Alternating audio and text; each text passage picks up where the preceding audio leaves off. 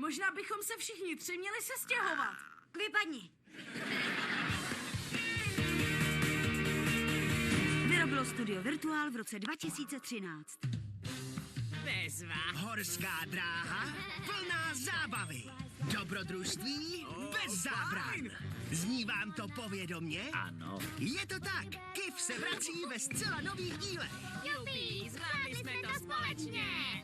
Hurá! Konečně, co? Jo. KIF. Nové díly od pondělí v 15:20 na Disney Channel. Když chce mladá netopírka vyletět z hnízda, chci psát hudbu a poznávat lidi, tak si musí dávat pozor, aby se neprozradila. Ale díky němu tě uloví lovci upírů. Ale vážně chci být. A ti lidé jsou moji kámoši. Nemůžeš se bavit s lidmi. Chceš složit přísahu s tvou krví? Vampirína mladá upírka. Nový seriál od pondělí 9. března v 18:45 na Disney Channel.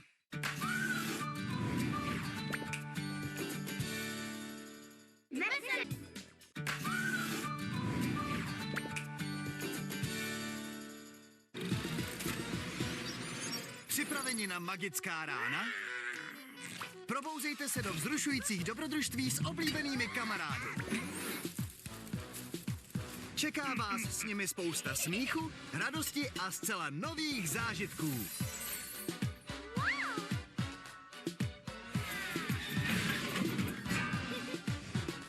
Předškolní rána. Každý den od 6 na Disney Channel. Chcete slyšet pohádku, která je pravdivá? Ano, prosím. Zima může být krásnější, třpitivější, hřejivější a plná příjemných rodinných chvil. S Bluey vás i ty nejchladnější večery zahřejí na duši. Svět je kouzelné místo. Páni. Večery s Bluey. V sobotu a v neděli od 17:35 na Disney Channel.